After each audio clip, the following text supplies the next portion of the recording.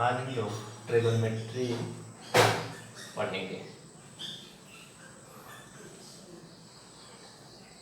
Coordinate geometry में हम लोगों ने डिस्टेंस फार्मूला और सेक्शन फार्मूला देखा था। एरिया ऑफ ट्रायंगल इस बार जो है वो सिलेबस से हटा दिया गया है, इसलिए मैं उसको पढ़ा नहीं रहा हूँ। अगर ज़रूरत होगी तो मैं उसको भी पढ़ा दूंगा। तो आप लोग दो पार्ट को ध्यान में रखिएगा, डिस्टेंस फार्मूला और सेक्शन फार्मूला, उसके सारे एक एक क्वेश्चन लगा दीजिएगा।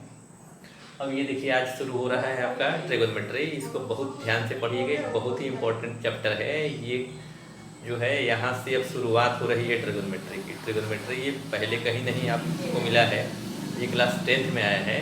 और यही जो है ट्रिगोनोमेट्री पूरा जो है आपके 12th BSc MSc हर जगह ये ट्रिगोनोमेट्री काम देगा।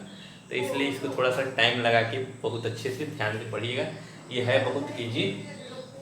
देखिए, ट्रिगोनोमेट्री को बात करें तो ट्रिगोनोमेट्री में क्या है, ट्राई माने 3, कोनों माने एंगल, और मेट्री मतलब मेजरमेंट, मतलब 3 एंगल्स की मेजरमेंट की बात होती है। ट्रिगोनोमेट्री मैथमेटिक्स की ऐसी ब्रांच है जिसमें हम 3 एंगल के मेजरमेंट की बात करते हैं। अब 3 एंगल कहाँ बनता है, ये एक ट्रायंगल में बनता है। अब ट्रायंगल कितने टाइप्स के होते हैं ये आपको पता है, लेकिन ट्रिगोनोमेट्री मेनली बेस्ट होता है राइट एंगल ट्रायंगल में। तो हम एक बनाते हैं राइट एंगल ट्रायंगल। ये देखिए, ये बना एक राइट एंगल ट्रायंगल, इसका नाम है जैसे ABC। ABC एक राइट एंगल ट्रायंगल है, राइट एंगल एट बी पे ये राइट एंगल। अब इस राइट एंगल की जो है खासियत ये होती है कि इसमें तीनों साइड के अपने नाम होते हैं। बाद बाकी साइड में कोई नेमिंग स्पेशल नहीं होती है, सिर्फ साइड बोल दिया जाता है। लेकिन यहाँ इसकी एक पार्टिकुलर नेमिंग होगी। जैसे ये अभी तक आप लोगों ने पढ़ा था, ये परपेंडिकुलर, इसको बेस और इसको हाइपोटेन्यूस। कुछ हद तक सही पढ़ा था, कुछ चीजें यहाँ पे गलत होगी।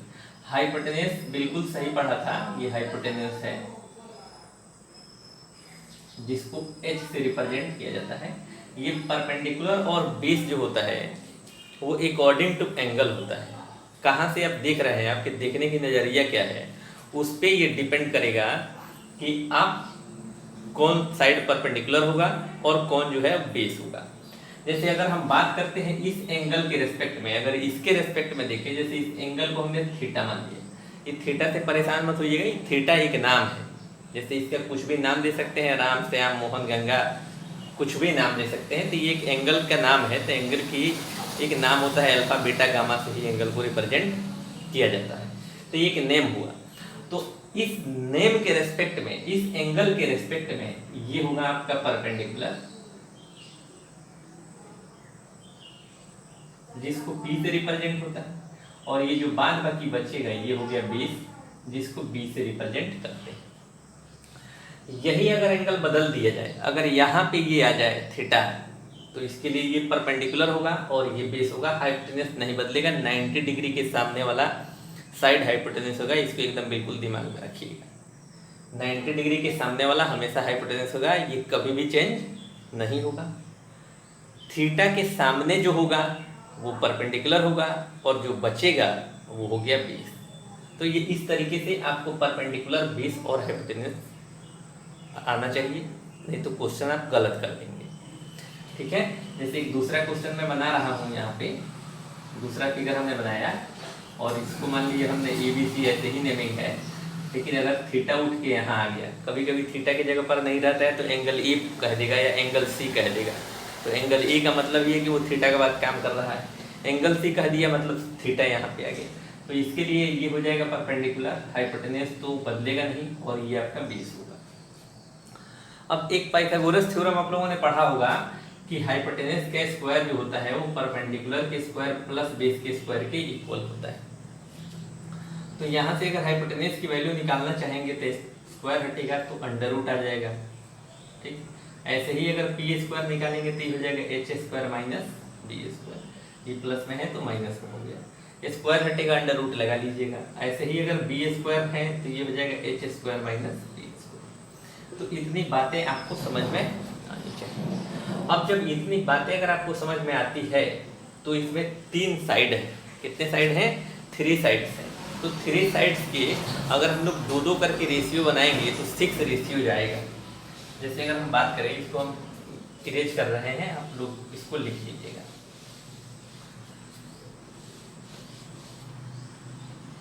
हमारे पास एक साइड है परपेंडिकुलर, बेस और हाइपोटेन्यूज। तो अगर हम दो दो करके इसका रेशियो बनाए तो हम लिख सकते हैं P/H, यहाँ लिख सकते हैं B/H, और यहाँ लिख सकते हैं P/B, और इसी को 3 पलट दें तो और आ जाएगा 3। ठीक है, जैसे यहाँ पे हम लिख दें इसको पलट के तो ये हो जाएगा H/P, इसको पलट दिया जाए तो ये H/B, और इसको पलट दें तो B/P। अब इस रेशियो का एक नाम है, ये एक रेशियो का नाम है, इसको बोलते हैं साइन थीटा, इसको बोला जाता है कॉस थीटा, और इसको बोलते हैं टेन थीटा। तो ये बात आपको याद रखना होगा कि साइन थीटा की value P/H, cos theta B/H, tan theta P/D। ऐसे ही इसको बोलते हैं कोसेक थीटा, इसको बोला जाता है सेक थीटा, और इसको बोलते हैं कॉट थीटा। तो इसको बोलते हैं ट्रिगोनोमेट्रिकल रेशियोज। इसको क्या बोलते हैं? ट्रिगोनोमेट्रिकल रेशियोज, क्योंकि ये रेशियो है, लेकिन कैसा रेशियोज है? ट्रिगोनोमेट्रिकल, तो इसीलिए इसका नाम है ट्रिगोनोमेट्रिकल रेशियोज। तो इस ट्रिगोनोमेट्रिकल रेशियोज को बहुत ध्यान से पढ़िएगा, इसको पहले लर्न करिए, फिर हम लोग जो है अब अगले क्लास में अब इसमें हम लोग सम्स करेंगे। तो पहले आप लोग इसको लर्न कर लीजिएगा, बिल्कुल मतलब इसमें कोई इफ बट नहीं होना चाहिए, इसको आप लर्न करिएगा। लर्न करने के टेक्निक्स भी है, लेकिन टेक्निक्स मैं बताऊंगा नहीं, क्योंकि आप टेक्निक्स को पहले इसको लर्न करिए फिर टेक्निक्स जानिएगा, नहीं तो क्वेश्चन लगाना होगा तो बार बार टेक्निक से लिखते रह जाइएगा। तो इसलिए आप इसको पहले लर्न करिए, एकदम बिल्कुल थ्रू आउट लर्न होना चाहिए। कैसे लर्न होना है? साइन थीटा की वैल्यू होता है P/H, cos theta B/H, tan theta P/B। ऐसे ही ये पूरे 6 रेशियोज आपके दिमाग में बैठ जाने चाहिए।